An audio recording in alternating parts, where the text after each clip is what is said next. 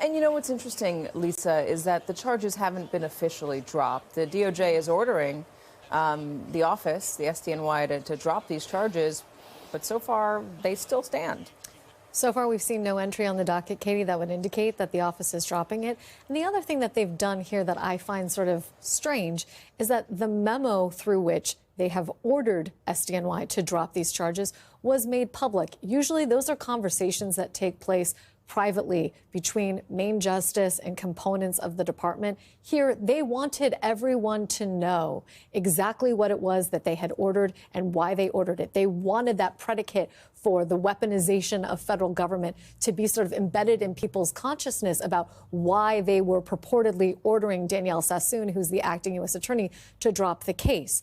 But they underestimate the Southern District to some extent, or I hope that they are underestimating Danielle Sassoon. This is an office that has rigorous protocols, as all DOJ offices do, in terms of their charging decisions, papering why it is that a case is going to be charged, what the evidence is. And all of that exists here. It's not like some people stood in a back room, drummed their fingers together and said, let's charge Eric Adams because he doesn't like President Biden's immigration policies. That's not how it works. And I would expect Danielle Sassoon to have the backs of her line prosecutors and those supervisors in the same way that Trump acting U.S. Attorney Jeff Berman did during the first Trump administration. Maybe she's going to say, fire me, I'm not going to do this, have somebody else carry it out. Katie, again, this is layered. It's not just the Trump administration saying, we feel like this guy's been unfairly targeted. We want to criticize the Biden team. This is the way we're going to do it. They're not dismissing the charges and saying we're never going to file them again. They put in a memo that, yes, these charges haven't been looked into fully, but we think that they're distracting Mayor Adams from helping us with immigration enforcement. That feels like a sword of Damocles that is hanging over his neck. Exactly. And like you said, they didn't say the charges are incorrect or false. They're just saying they're impeding with the mayor acting to order out President Trump's mass deportation rules and what he wants to do, mass deportation in the nation's largest city, a sanctuary city that the mayor has taken care of 180,000 migrants over the last 2.5 years, which he's been very critical of. And he says that is why he has been charged, because he was critical of Biden's administration and what the city had to do. What you also see is what he will actually have to continue to do while he is still mayor. He has a primary in June and a general election in November. And as the memo states, if he does not, it's likely looking at if he does not win his election, as soon as he's no longer mayor of New York City, Trump and his team can say, we actually don't need you anymore. So what's the expectation among City Hall reporters about how Mayor Adams is going to start acting now that this is potentially about to get dropped? Well, we actually had a preview of it yesterday. Hours before this memo dropped, I reported that the mayor gathered his top commissioners, the police commissioner, the head of health and hospitals executive, the schools chancellor, and said, you don't like Donald Trump? Don't say anything about it. Do not criticize the federal government. Do not criticize this administration. We have billions of dollars in federal grants, and I will take care of it. And a lot of people were really disturbed by this meeting because there was a lot of confusion over what to do if ICE comes to city buildings. No one knew what to do. There was differing messages being sent to city employees. And of course, this was met with a lot of criticism and really anger yesterday. This was, of course, before the memo dropped, because people are thinking he is just rolling over and telling Trump, do whatever you want in New York City, I don't care. Reverend Sharpton said today that this is very disturbing, and he said, quote, that he believes the mayor is like the hostage of President Trump. So I think we'll see more of that. So, I mean, I know my kids go to public school here in the city, and there was a memo that went out just laying out the policies the school has if ICE shows up in front of the school. Do those policies still stand? I mean, can we ask the question of whether Mayor Adams is going to enforce that at schools or at other sensitive places? I know the Trump team said those places are fine, that we're going to go to those places.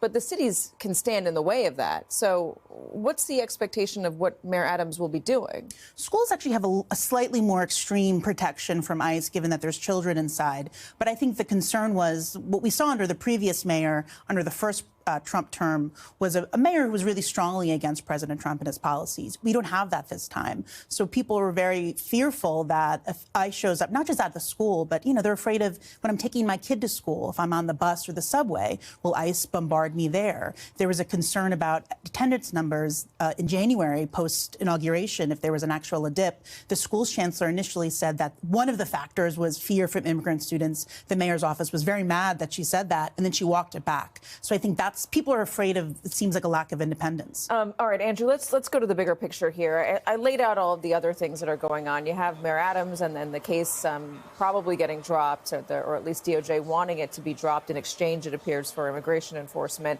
You have the pardoning, the full pardon now of the governor of Illinois, former governor of Illinois, Blagojevich. You also have the, Don't Enforce Foreign Bribery Act. You had the gutting of FARA, or the non-enforcement of FARA, the leniency on it, which is the Foreign Registration Act. Take all these things together and then tell me what the Justice Department is going to be interested in doing. So I think that is exactly the right way to look at this, which is you have to look at this together and not individually. And as a friend of mine said, who is a white-collar defense lawyer, this is a great time to be a sort of corporate criminal. Because Pam Bondi, the new Attorney General, announced in her first day in a series of memos the gutting of various laws and protections. They dismantled the National Security Division's corporate task force. I used to oversee the Foreign Corrupt Protection Act that was in there to stop bribery. Every single country in the world prohibits bribery. And we have been prosecuting the FCPA violations. Now it is law of the jungle, where every corporation is now free to, according to Pam Bondi, bribe companies and bribe public officials in order to gain business. Who does that? I mean, this is supposed to be a rule of law country. Republican and Democratic administrations had been fighting that. It is now a great time to be a foreign adversary because, as you pointed out, the Foreign Agents Registration Act, the Kleptocracy Initiative, all of that has been disbanded. So if you want to engage in foreign interference with our elections, you're free to do that. It is really sort of a remarkable set of changes. And it's useful to, I think, to think about this not in terms of all of the lawsuits we've seen, which is attacking actions by the Trump administration, which are alleged to be illegal.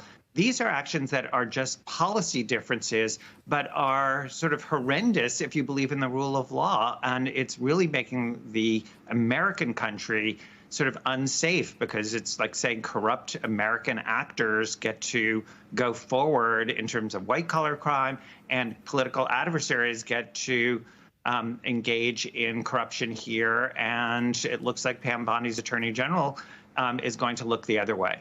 Yeah, there's also the FARA stuff. I mean, we just saw Senator Menendez get put in prison, sentenced to prison for taking money from the government of Egypt. I mean, that was a big deal. It's a Democrat falling afoul of that law.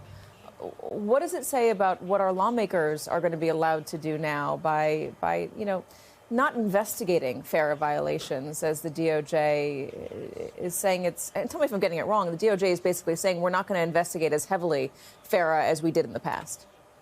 Yeah, what Pam Bondi said in her memo is that if you are a foreigner, whether it's a foreign country or a foreign person, and you are spending millions of dollars to lobby here and to influence American policy, we are not going to investigate that criminally. And so the hammer that sort of helps prevent our foreign adversaries from doing that surreptitiously is gone. So that means that Russia, to take an example, China, other adversaries who spend millions and millions of dollars to lobby congressional leaders, to influence our policies, do not have to disclose that they're doing that. And Pam Bondi herself was a registrant and had to disclose under the FARA statute. What I do find interesting, Katie, is Senator Grassley, a very sort of well-known Republican leader, is a big proponent of the FARA statute. He, for years, to his credit, had been chastising the Department of Justice, saying there needs to be more criminal enforcement of the FARA statute because he saw the problem. And he said, you're not sufficiently deterring what I am seeing going on. And the department in the last, basically since the Mueller investigation, has done a lot with respect to enforcement of the FARA statute. And Pam Bondi on day one said, No more criminal prosecutions under FARA. There's that. There's also, Ken, let's talk about whistleblowers. The whistleblower protections are being paused right now or gutted. And give me the actual reporting on that. And then there's the IGs that all got dismissed. It feels like anybody who might want to raise their hand and say this isn't okay, this is corruption, is not getting that message is not welcome, it appears, within the Trump administration. Yeah, I think you're talking about the Office of Special Counsel, which is the entity that looks after whistleblowers and inside the federal government, not to be confused with Special Counsel Jack Smith, that kind of special counsel. The Trump administration fired the head of that office, and he's now litigating to try to get his job back. But yeah, you're absolutely right. The firing of the IGs, that was a one-day story almost. We've almost moved past it. My particular fascination and thing that we should not forget is the firing of prosecutors who worked for Jack Smith, and what most people think was an illegal firing because they're civil servants. They have a right to due process, and they were not given that. They were escorted out, essentially. So that sent the message on day one that we are going to get rid of prosecutors, and later we learned FBI agents who worked on cases that we don't like, regardless of whether we have cause to fire them. That is a chilling message. That is not how the United States has run, particularly since Watergate. And now with the Eric Adams decision, the Justice Department is sending the message that the post-Watergate norms that separate politics from decisions about criminal investigations, those are essentially out the window. And, look, Donald Trump and many people around him promised that was coming, but it's another thing to see it actually happening in the first month of the administration in such a dramatic fashion, Katie.